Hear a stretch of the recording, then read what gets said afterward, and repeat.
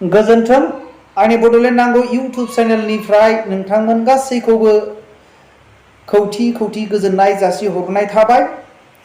आङो मैयानि माखासे आद्रा थानाय जे पार्ट 2 खौसो दिनै लाबोनो सानदों। मैयादि जोङो सावरायदोंमोन रायजो राजाफोर, जों नेक्स्ट 2024 मायथाइनि गेजेरावहाय जोंनि भारतबर्षआवहाय 50टा स्टेट जागोन। मानि थाखाय बे बाथ्राखौ बुंदों, मा टारगेटनि थाखाय बीजेपी सरकारा दिनै बेखौहाय दिनै स्टार्टिं खालामदों, बे बाथ्राखौनो नोंथांमोननि गेजेराव लाबोनो थाखाय आं थामथिम जाबाय। सिगांनि जेरैहाय नोंथांमोना माखासे भिडिअफोरखौहाय मोजाङै अनसायनानै नायजोब्बाय। आं सानो दिनैबो उइदाउट स्किप खालामनानै नाय। बियो जोंनि ट्राइबेल मानसिफोरनि थाखाय, जोंनि बर' हारिनि थाखाय इम्परटेन्ट टपिक होननानै आङो सानो। रायजो राजाफोर, दिनैहाय जोंनि पाब्लिकफोरखौ इमोशनेल ब्लेकमेल खालामै खालामै दिनै बीजेपी सरकार दागासिनो दङ। सोरखौ लानानै दिनैहाय बीजेपी सरकार दागासिनो दङ आरो 2024 मायथाइयाव मा टारगेट लादों, बे बाथ्राखौ लानानैनो आं नोंथांमोननि गेजेरावहाय नैबे एसे भिडिअ क्लिपखौ लाबोनायनि गेजेरजों नोंथांमोनजों आङो दिनैनि भिडिअखौ शेयार खालामनो सानदों। नोंथांमोनहा उइदाउट स्किप नायलां। जोंनि बर' हारिनि थाखाय इम्परटेन्ट नंगौना नङा, जोंनि ट्राइबेल सुबुंफोरनि थाखाय इम्परटेन्ट नंगौना नङा, दिनैहाय बीजेपी सरकारा माखासे हिन्दु मानसिफोर आरो माखासे ट्राइबेलफोरखौ लानानै दिनै सरकार दागासिनो दङ। बिथांमोनहा दिनै इन्डियानावहाय मुस्लिमफोरखौ लानानै आसा आरो भरसा गैया सरकार दानायनि। बिथांमोननोथ' होखाया। सोरबा एखेबारे फुटफुलि गोनां मोनजानाय, गुन्दै मोनजानाय, संख्रि मोनजानाय, बेफोर मानसिफ्राल' बीजेपीनो भट होयो। रायजो राजाफोर, बिनि थाखायनो जोङो माब्रै थाखाय जोङो कनसियास जानांगौ, जोङो सांग्रां जानांगौ। बेनि थाखाय जोङो हुसियार जानो थाखाय, सांग्रां जानो थाखाय नैबे भिडिअखौ आङो लाबोनो सानदों। एसेब्लाबो बे भिडिअआ नोंथांमोननो एसे थुलुंगानाय आरो बुजिनायखौ लाबोगोन साननानै आङो दिनैबो बे ससे भिडिअखौहाय होनायनि गेजेरजों नोंथांमोननि गेजेरावहाय आङो बे दिनैनि भिडिअखौहाय शेयार खालामनो सानबाय। नोंथांमोनहा उइदाउट स्किप नायलां। ये जुमला है, किसी के अकाउंट में 15 लाख रुपया कभी नहीं जाता, वो उनको भी मालूम है और आपको भी मालूम है और देश की जनता को भी मालूम है। ये जो काले धन वापिस लाकर गरीबों को फायदा पहुंचाने की बात है। उनकी योजनाएं बनती, उनके फायदे के लिए काम होता है। इस माध्यम से पैसा जाता है, किसी को कैश कभी नहीं दिया जाता, वो सबको मालूम है। ये भाषण देने का एक तरीका है, एक जुमला है। जो भी काला धन आएगा उस खोनाबाय रायजो राजाफोर, दिनैहाय आङो जोंनि बिटिसिनिफ्रायनो लाजेननोसै। जोंनि बिटिसिनि चिफ प्रमद बर'आ गोबां मानसिफोरनि सिगाङावहाय साफा फेमिलि मोनसेयावहाय मोनसे साख्रि मोनगोन होननानै न' बड'लेण्ड नरेश आरो बे बिटिआर सुक्तिजोंनो जोंना मोजांखा होननानै मोनसे न'खरसेयावहाय साफा साख्रि मोनगोन होननानै बिथांमोनहा गोदोनिफ्राय स्ल'गान होबोनायनि गेजेरजों जोंनि बर' हारिफोरखौहाय इमोशनेल ब्लेकमेल खालामै खालामै दिनै बिथांमोनहा मासियाव जिरायनो मोनबाय। दिनैबो जोङो बर' रायजो राजाफ्रा जोङो साबधान जानो गोनां, जोङो ट्राइबेल मानसिफ्रा साबधान जानो गोनां। रायजो राजाफोर, दिनैहाय 2014निफ्राय लानानै नरेन्द्र मदि सरकारा, बीजेपी सरकारा ओरैबायदि कमिटमेन्ट खालामबोदोंमोन रायजो राजाफोरखौ 15 लाख फैसा होनानै गासैनोबो एकाउन्टाव सोनानै होनाय जागोन होननायजों लोगोसे गोबांथार पाब्लिकफोरा गैया नालाय इमोशनेल ब्लेकमेल खालामनाय जों मोननो हागौ साननानै दिनै बीजेपी सरकारखौ जगदान होनानै दिनै सरकाराव दोनगासिनो दङ। बेबायदिनो दिनैहाय बिथांमोनहाथ' 15 लाख फैसाखौ होनो हाला नालाय, ओमफ्राय बेबायदिनो दिनैहाय मोनसे फेमिलियाव मोनसे साख्रि, बेबो गासैबो फैलार जानायनि थाखाय बिथांमोनहा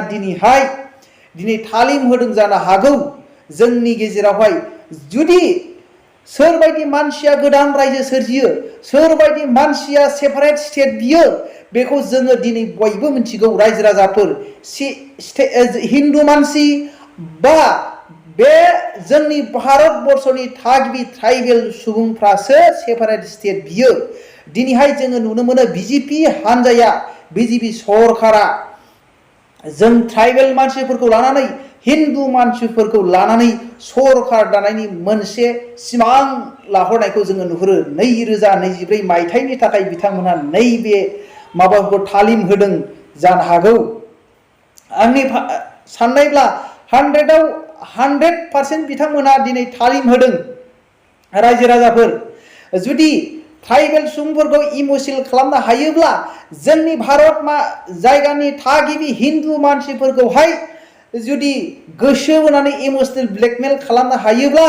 दिनैहाय जोङो जोंनि भारत हादरावहाय 50 स्टेट खालामनाय जागोन होनब्ला जोङो बेबायदि नेक्स्ट 2024 जे लकसभा इलेक्शन जागोन एमपि इलेक्शन जागोन बेवहाय जोङो देरहासार जानो हागोन बे बाथ्राखौ लानानै दिनैहाय बिथांमोनहा पाब्लिकफोरखौ थगायनायनि गेजेरजों दिनै स्टार्टिं खालामनायखौसो जोङो नुहुरो रायजो राजाफोर नंगौना नङा नोंथांमोनहा कमेन्ट खालामहर दिनैहाय जोंनि बिटिआरनि CEM चिफ एग्जिकिउटिभ मेम्बार प्रमद बर' दिनै बिथांनि सरकारखौथ' फेल नुहुरखाबाय रावनोबोथ' वान फेमिलि वान जब बेबायदिखौ होनो हाया मोनसे फेमिलियावहाय मोनसे साकरि होनो थाखाय बिथाङा मोनहा दिनै फोथायनायनि गेजेरजों बिसोरखौ दिनै सरकाराव लाबोबाय बिसोरनो फैलार दिनैहाय बिथांमोनहा प्रमद बर'मोनहा बे इलेक्शन फैनाय लोगो लोगोनो बेबायदि गासै बर' रायजो राजाफोरखौहाय ट्राइबेल सुबुंफोरखौहाय इमोसनेल ब्लेकमेल खालामनो थाखाय बिथांमोनहा दिनै बेबायदि खैसार खालामनो हागौ रायजो राजाफोर दिनैहाय जोङो बेबायदि बिसोरखौ देरहाहोनो हायोब्ला जोंना बड'लेण्डआ फुल ब्रेजेट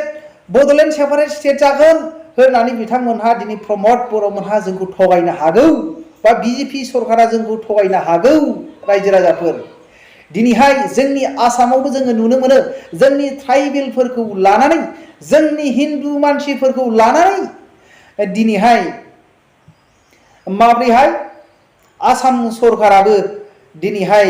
सरकार दागासिनो दङ बिजेपि सरकारा बिसोर बिजेपि सरकारा माब्लाबाबो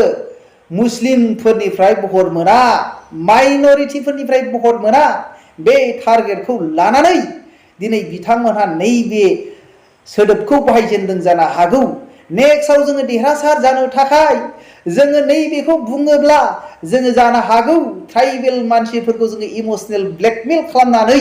जोङो बे बाथ्राखौ बुङोब्ला जोङो नेक्स्टआवबो सरकार दानो हागोन बे बाथ्राखौ लानानै दिनै बिथांमोनहा तालिम होनायखौ जोङो नुहुरो रायजो राजाफोर बिनि थाखायनो जोङो दिनैहाय जुदि नेक्स्टआवहाय जुदि आसामावहाय जोंनि बड'लेण्डखौ स्टेट होयोब्ला आरो जोंनि भारतबर्षआवहाय 50टा स्टेट जायोब्ला जेखि सरकारानो फैया मानो जोङो सिगां बिजेपि सरकारजोंब्लाबो मोनसे एग्रिमेन्ट देरहायोब्ला एग्रिमेन्ट हिसाबै जोङो बिथांमोननिफ्राय लानांगौ बिजेपिनिफ्रायबो लानांगौ आरो मा होनो सोरबा तृणमूलनिफ्रायबो जोङो लानांगौ बा सोरबा कंग्रेसनिफ्रायबो लानांगौ सोरबा आम आदमी पार्टीनिफ्रायबो जोङो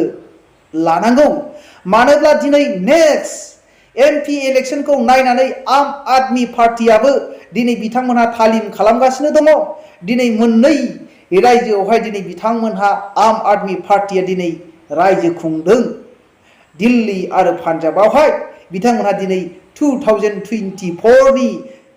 जे टारगेटखौ लानानै गोबां स्टेटआव हाबबाय जोंनि आसाम स्टेटआवबो हाबनायखौ जोङो नुबाय बिथांमोनहा दिनै गासै स्टेटआवनो हाबनानै आम आदमी पार्टीयाबो दिनैहाय मोजां खामानि मावनायफोरनि गेजेरजों दिनै भारतबर्षआव राज खालामनो थाखाय दिनैहाय तालिम होगासिनो दङ रायजो राजाफोर दिनैहाय जोङो पुराना पलिटिकेल पार्टी हिसाबै कंग्रेसखौ नुहुरो कंग्रेसजोंबो जोङो सिङावहाय माखासे जोंनि बर' दैदेनगिरि मानसिफ्रा एग्रीमेन्ट खालामनानै लानांगौ नेक्स्ट 2024 आवहाय जेरै बिथांमोनहा थगायबोदों जोंखौहाय गोदोनिफ्रायनो बेबायदिनो थगायबोयै दिनैहाय जोंनो फिसा होबोफ्लानानै जोंखौहाय दिनैहाय BAC निफ्राय BTC निफ्राय BTR खौ जोंनो होबाय जोंहा जेबो गैया गला दावदै गलाखौसो जोङो मोनगासिनो दङ रायजो राजाफोर मोनसे जों गोग्गाथाव बाथ्राया बेनो जाहैबाय जोङो बड'लेण्ड जे भाषाखौ जोङो बाहायजेननो हाबाय बेनो जोंनि थाखाय मोनसे देरगाथाव बाथ्रा रायजो राजाफोर नाथाय जोङो फुल फ्लेजेड जानोबा जोंनि माखासे दैदेनगिरि पावाराव थानाय मानसिफ्रा हाग्रामायानो जा प्रमद बर'आनो जा बिथांमोनहा दिनै जुदि जोंनि नेक्स्टआवहाय जुदि नोंथांमोना सरकार दायोब्ला जों नोंथांमोनखौनो हेफाजाब होगोन जेखि पार्टियानो जा सिङावहाय हाग्रामायानो जा प्रमद बर'आनो जा BJP जोंबो एग्रीमेन्ट खालामनांगौ सोरबा आम आदमिजोंबो एग्रीमेन्ट खालामनांगौ सोरबा मा होनो बेबायदिनो कंग्रेसजोंबो एग्रीमेन्ट खालामनानै लानांगौ अब्लासो जुदि 2024 आवहाय 50 स्टेट जामारोब्ला 50था रायजो जामारोब्ला जोंबो मोनगोन बेबायदिनो बनसुआ नङाब्लाबो थांदो मोनसे पार्टीजों आम आदमी पार्टीफोरजों बा BJP जों जिखुजाया मोनसे पार्टी रानलायनानै सिङाव एग्रीमेन्ट खालामनानै लानांगौ जोंनि फुल फ्लेजेड गावनि बेनिफिटनि थाखाय बिथांमोनहा जेरै जोंखौ थगायबोगासिनो दङ बेबायदिनो जोङो सिङावहाय खौसे जानानै जोङो जाय पार्टीया नाखि जोंनो बड'लेण्ड होनायनि एग्रीमेन्ट खालामगोन बे पार्टीजों जोङो थांजोबनांगौ जेखि पार्टीयानो जाया मानो कंग्रेसआनो जाया मानो BJPआनो जाया मानो जोंहा सेमखा जेखि पार्टी फैया मानो रायजो राजाफोर जोङो नेक्स्ट इलेक्शनावहाय जाय पार्टीया नाखि जोंनि बर' रायजो राजाफोरनि गेजेराव जोंनि बड'लेण्ड होनो हानाय फुल फ्लेजेड होनो हानाय बे पार्टीजोंसो जोङो थांनांगौ रायजो राजाफोर हाग्रामायानो जा जों प्रमद बर'आनो जा जायनाखि पार्टीया जोंनि बर' रायजो राजाफोरनि गेजेरावहाय बड'लेण्ड मोनगोननि गांफा जुदि फोसाव बिलाइ जेरक्स खालामनानै जोंनो होनो हानाय एग्रीमेन्टखौ होनो हानाय बे पार्टीजोंसो जोङो भट होनांगौ रायजो राजाफोर आंनि बायदिब्ला आङो बेखौहाय मोनहरो रायजो राजाफोर बिसिनि टारगेटआ जे टारगेट खालामबाय था जोंबो जोंनि टारगेटखौहाय फुलफिल खालामनो थाखाय बेबायदि टारगेट लाग्रा मानसिफोरजोंसो जोङो थांनांगौ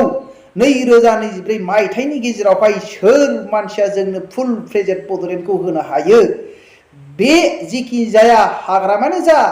प्रमद बर'आनो जा आङो जावले बुंदों रायजो राजाफोर बे हानजाजोंसो जोङो दिनैहाय बड'लेण्ड होग्रा जे पलिटिकेल पार्टीजोंसो जोंबो थांनांगौ रायजो राजाफोर अब्लासो जोङो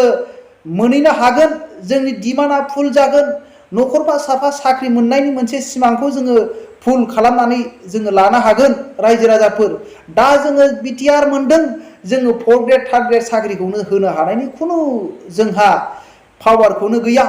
सासे DC खौबो जोङो अर्डार होनानै सासे DSP खौनो सासे अर्डार होनानै जोङो जोंनि BTR निफ्राय सालायनो हानाय जोंहा जेबो क्षमता गैया जोङो नेक्स्टनि थाखाय जोंबो बेबायदि तालिम होनांगौ रायजो राजाफोर जोंनि आसामावहाय बर'फोरा जोङो 40 लाखनिबो बारा भट होग्रा मानसिफोर दङ ट्राइबेल सुबुंफ्रा दिनै जोङो गोरा जायोब्ला ट्राइबेलफ्रा सिनसियार जायोब्ला जोङो मोनगोन नेक्स्टआवहाय बिसोरजोंहाय जोङो एग्रीमेन्ट खालामनानै लाखायोब्ला आरो जाय पार्टीया एग्रीमेन्ट खालामो बे पार्टीखौ जोङो जगदान होयोब्ला जोङो नेक्स्ट 2020 फोराव जोङो दस्रा पार्टी स्टेट मोना जोङो बेखौ नांजाया जोंनि टारगेटआ बर' लिडारफ्रा खौसे जानानै बे टारगेटखौ लायोब्ला जोङो बेखौ मोनहरगोन बिथांमोना जुमलाखौ बुङा मानो जेखि सोलिया मानो जोंबो बेबायदि जोङो सिद्दा खालामनो हायो रायजो राजाफोर दिनैनि भिडिअखौ आङो एसेयावनो दोनथ'बाय जै बर' हारिनि जै